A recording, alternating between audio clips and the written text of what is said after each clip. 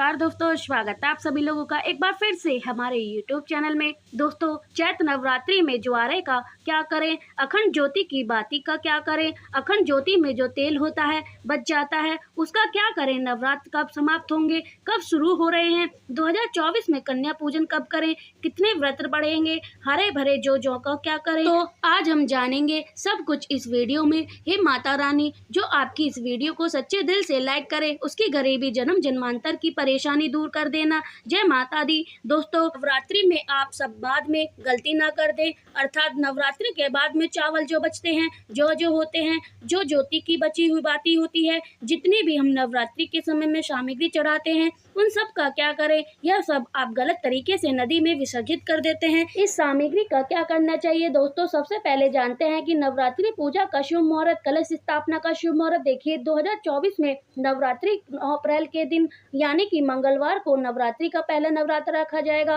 और अंत में 17 अप्रैल के दिन बुधवार के दिन नवरात्रि समाप्त हो जाएंगे, यानी आखिरी व्रत 17 अप्रैल को सुबह रखा जाएगा और कन्या पूजन इसी दिन किया जाएगा।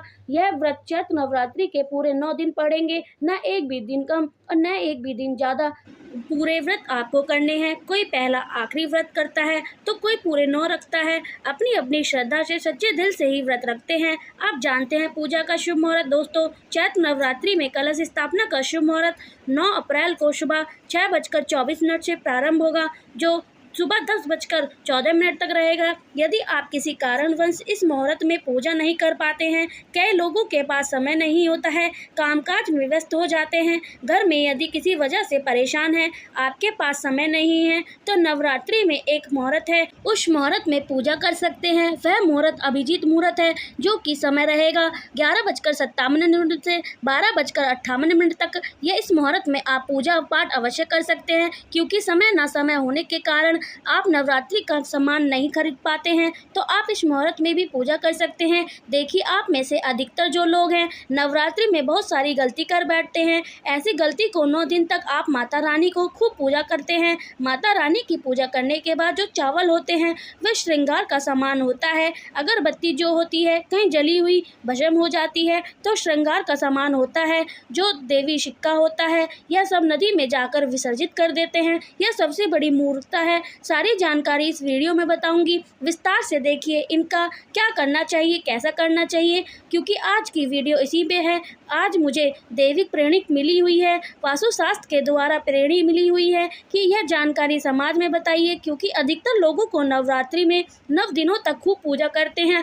पूजा करने के बाद उन्हें फल नहीं मिलता है, क्योंकि फल नहीं मिलता है यही सबसे बड़ी गलती करते हैं। माता रानी ने स्वयं कहा है उन्हें प्रसाद देकर की जाती है, उनका फल प्रदान करके की जाती है, लेकिन व्यक्ति उस फल का दुरुपयोग नहीं कर पाते हैं। तो देखिए दोस्तों, अगर कुआं आपके पास है और अगर आप कुएं से पानी नहीं निकाल लेते हैं तो आपकी प्यास कैसे बुझेगी। ठीक उसी प्रकार आपको जानकारी नहीं है, प्रसाद तो आपके पास में है लेकिन उसका प्रयोग कैसा कर सकते हैं। कहने का मतलब यह है कि मैं तरीका बताऊंगी, इस तरीके से आपके जीवन में चल रही परेशानी, रोग दोष, तकलीफ, हर प्रकार की मनोकामनाओं की पूर्ति होगी। वीडियो को ध्यान से सुनिएगा और देखिएगा। दोस्तों, आदि शक्ति के द्वारा प्रेरित मिलती है, इसलिए यह जानकारी बता रही हूँ। वैसे यह जानकारी आपको जन कल्याण हमारे वीडियो को में बताई जाएगी। उपाय में किसी एक व्यक्ति का भला हो सकता है तो हमें भी पुण्य की प्राप्ति होती है, हमें भी अच्छा लगता है और हमें भी आशीर्वाद मिलता है, हम सभी दर्शकों को प्राप्त करता है, माता रानी की कृपा प्राप्त होती है। तो चलिए मैं समय न लेते हुई आज की इस वीडियो को बताती हूँ। आज की इस वीडियो में बताती हूँ, इसमें आप छोटी सी बन ले सकते हैं लेकिन पूरी जानकारी विस्तार से बताऊंगी। ध्यान से सुनना दोस्तों। नवरात्रि के समय आप कौन सी गलती करते हैं जिससे आप निर्धन रह जाते हैं। तो देखिए, ऐसा कहा जाता है कि अधिकतर लोग जो चावल होते हैं, ध्यान से सुनना, पूजा पाठ करने के बाद जो बचे हुए चावल होते हैं माता रानी को हम चढ़ाते हैं, वही चावल की बात कर रही हूँ, न कि जो ढेर सारे चावल होते हैं उनकी, जो माता रानी को हमें क्षमा याचक करने के दौरान जो चावल चढ़ाते हैं, पुष्प चढ़ाते हैं, सिक्के चढ़ाते हैं, वह सब नदी में बहा देते हैं। वहाँ हमें 9 दिन तक माता रानी की पूजा की, माता रानी को आपने प्रसाद स्वरूप चावल दिए, पुष्प दिए, सिक्के दिए, आप उसे नदी में बहा देते हैं। यह सबसे बड़ी मूर्खता है। आज की इस इस वीडियो के द्वारा प्रेरित किया जाएगा, इसलिए मैं आप लोगों को यह जानकारी बता रही हूँ। तो 9 दिनों का फल आपके लिए क्या सीधे नदी में जा कर के बह जाता है? ऐसा नहीं करना है। जो नवरात्रि में बचे हुए माता रानी के चावल होते हैं, चढ़े हुए चावल होते हैं, इन चावल को आप अपने अन्न घर के भंडार में रखें। अन्न का मतलब भंडार, जैसे कि आप अपने घर में जो चावल पका रखते हैं उनमें डाल दीजिए, कुछ धन स्थान कर रख दीजिए। इससे आपको बेनिफिट सुन लीजिए। जो पुष्प रहते हैं आप इसे धन स्थान में रख दीजिए, शुभ करते हैं। अपने पर्स में रखिए। जो सिक्के होते हैं इसे धन पेटी में या पर्स में रखना चाहिए। आप इसके फायदे सुन लीजिए।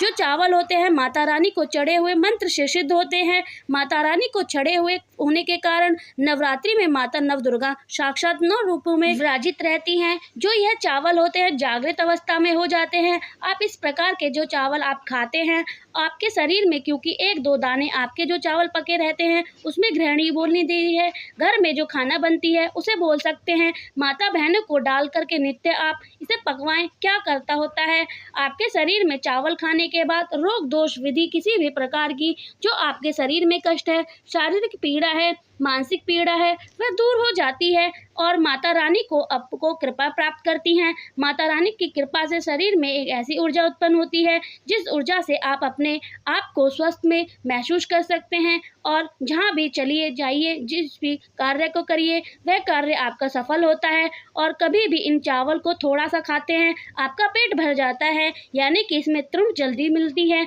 और आपके घर में कभी ना कभी अन्न की खपत नहीं रहती है। अगर आपसे अधिकतर लोग जो होते हैं माता रानी को श्रृंगार का सामान जरूर चढ़ाते हैं और श्रृंगार का सामान चढ़ाने के बाद इसे आप लोग नदी में बहा देते हैं या फिर अन्य को दे देते हैं। होता ऐसा नहीं है। जो श्रृंगार का सामान होता है आप चढ़ाते हैं माता रानी के लिए 9 दिन के बाद इस श्रृंगार को अपने घर की शादीशुदा महिला उन्हें देना चाहिए। इससे आपका क्या बेनिफिट होगा, इससे अखंड सौभाग्य की प्राप्ति होती है। जब तक कि वह माता बहनें श्रृंगार करेंगी, जो भी माता रानी को चढ़ा दिया हुआ अपने दिया श्रृंगार करेंगी, तब तक अगर साक्षात का स्वयं काल भी उनके पास आ जाए उनके पति को ले जाने के लिए, मृत्यु के घाट उतारने के लिए, तो उनका बाल विवाह का नहीं कर सकता। अखंड सौभाग्य की प्राप्ति होती है।